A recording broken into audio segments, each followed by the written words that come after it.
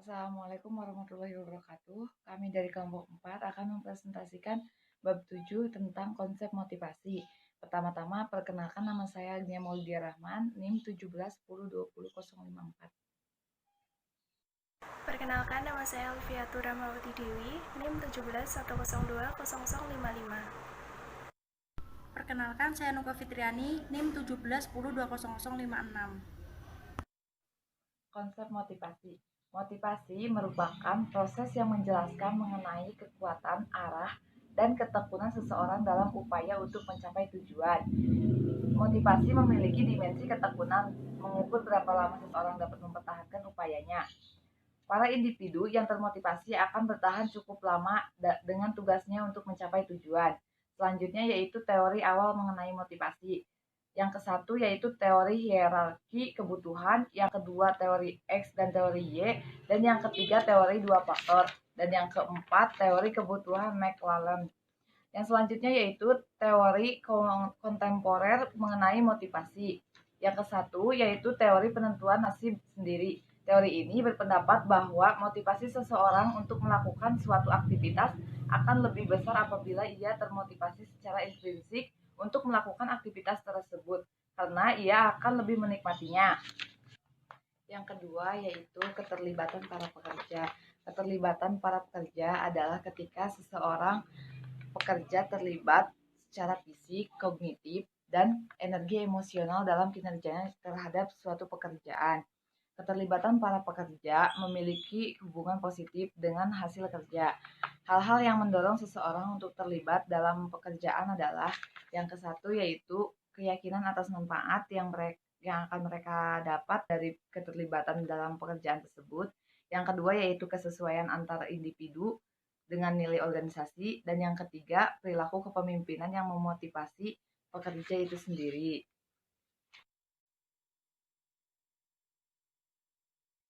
3. Ada teori penetapan tujuan. Teori ini berpendapat bahwa tujuan yang spesifik dan sulit, serta adanya umpan balik, akan memotivasi seseorang untuk meningkatkan kinerjanya. Dengan adanya tujuan, akan menuntun para pekerja untuk menentukan hal apa yang perlu mereka lakukan.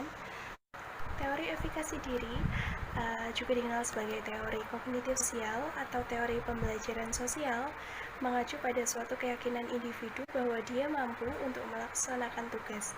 4 cara untuk meningkatkan efikasi diri ada: yang pertama ada kemahiran dalam melaksanakan, yang kedua ada pemodelan yang dilakukan, rujukan secara lisan, serta stimulasi. Teori penguatan. Teori penguatan merupakan mengambil sudut pandang bahwa behavioristik menyatakan kondisi penguatan perilaku.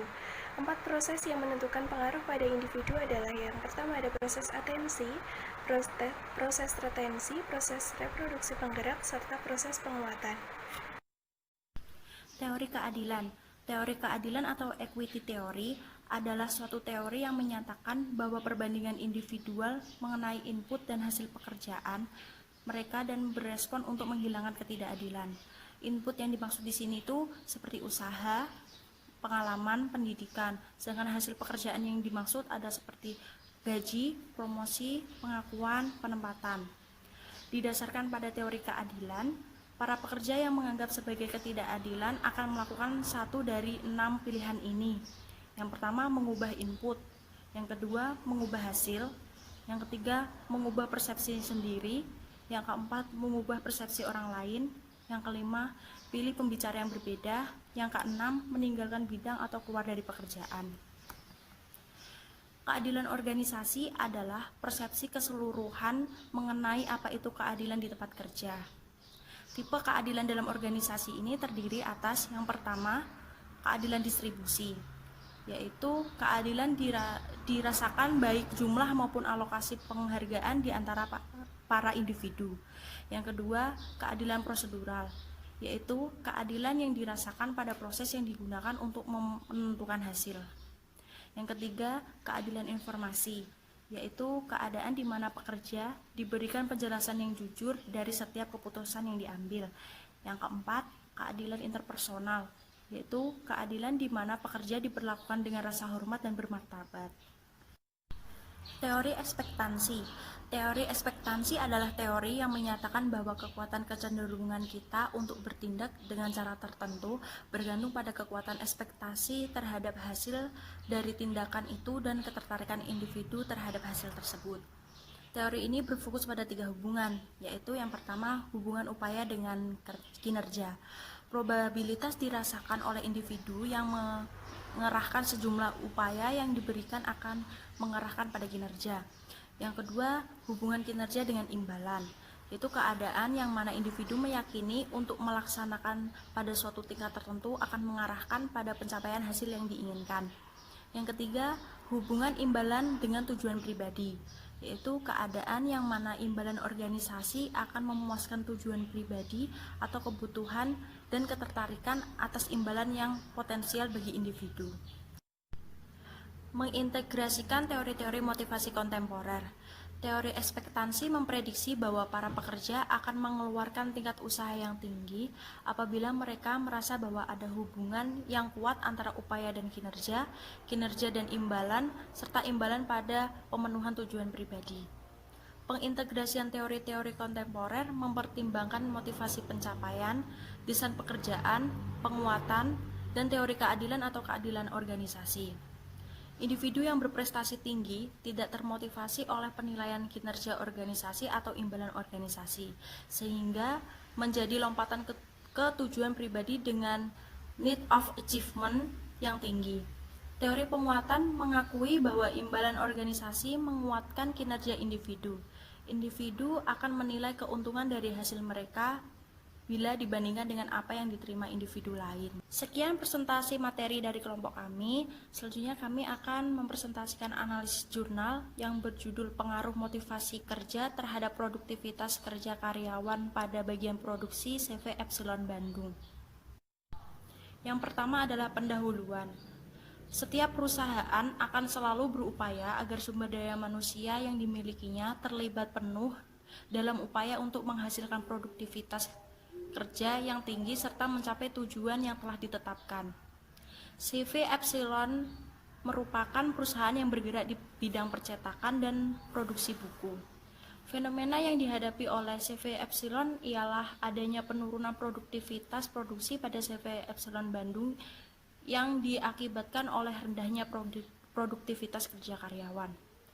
Tujuan dari penelitian ini adalah untuk memperoleh informasi tentang motivasi kerja dan produktivitas kerja karyawan pada bagian produksi CV Epsilon Bandung, serta untuk mengetahui seberapa besar pengaruh motivasi kerja terhadap produktivitas kerja karyawan bagian produksi CV Epsilon Bandung. Motivasi bisa diartikan sebagai suatu kecenderungan untuk beraktivitas dimulai dari dorongan dalam diri dan diakhiri dengan penyesuaian lingkungan. Motivasi pada dasarnya dibagi menjadi 2. Yang pertama, motivasi intrinsik adalah motivasi yang timbul dari dalam diri seseorang sendiri. Yang kedua, motivasi ekstrinsik adalah motivasi yang timbul disebabkan faktor-faktor yang berasal dari luar.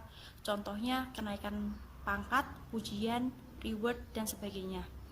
Produktivitas merupakan perbandingan antara keluaran atau output yang dicapai dengan masukan atau input yang dibutuhkan untuk memproduksi output itu sendiri. Metodologi penelitian. Penelitian ini merupakan penelitian deskriptif dan verifikatif. Penelitian deskriptif ialah penelitian yang bertujuan untuk memperoleh deskripsi mengenai ciri-ciri variabel.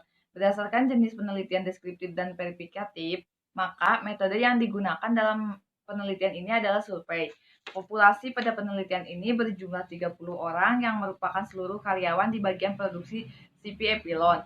Sampel pada penelitian ini adalah sampel total. Data yang digunakan adalah data primer dan sekunder. Pengujian hipotesis dilakukan dengan menggunakan analisis regresi linier sederhana dengan bantuan software komputer SPSS versi 11. Hasil dan pembahasan. Hubungan atau keterkaitan antara variabel motivasi kerja dengan produktivitas kerja karyawan termasuk ke dalam kategori kuat.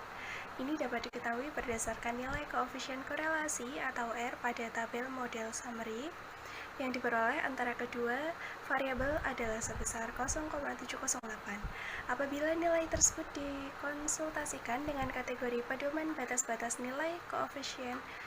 korelasi, maka korelasi berada pada kategori kuat. Kemudian ada motivasi kerja karyawan dan produktivitas kerja karyawan, merupakan dua variabel yang secara teoritis dan terbukti memiliki hubungan yang positif, yang pada akhirnya motivasi kerja karyawan akan mempengaruhi produktivitas kerja karyawan. Hubungan yang Kesimpulan, berdasarkan hasil analisa data yang dilakukan, diketahui bahwa terdapat hubungan yang kuat antara motivasi kerja dengan produktivitas kerja karyawan pada bagian produksi CV Epsilon Bandung. Sedangkan pengaruh motivasi kerja terhadap produktivitas kerja karyawan termasuk ke dalam kategori sedang. Ini menunjukkan bahwa peningkatan atau penurunan motivasi kerja karyawan berbanding lurus dengan peningkatan atau penurunan produktivitas kerja karyawan. Sehingga apabila tingkat disiplin kerja karyawan tinggi, maka produktivitas kerja karyawan tinggi pula. Sebaliknya, jika tingkat motivasi kerja karyawan rendah, maka produktivitas kerja karyawan juga rendah.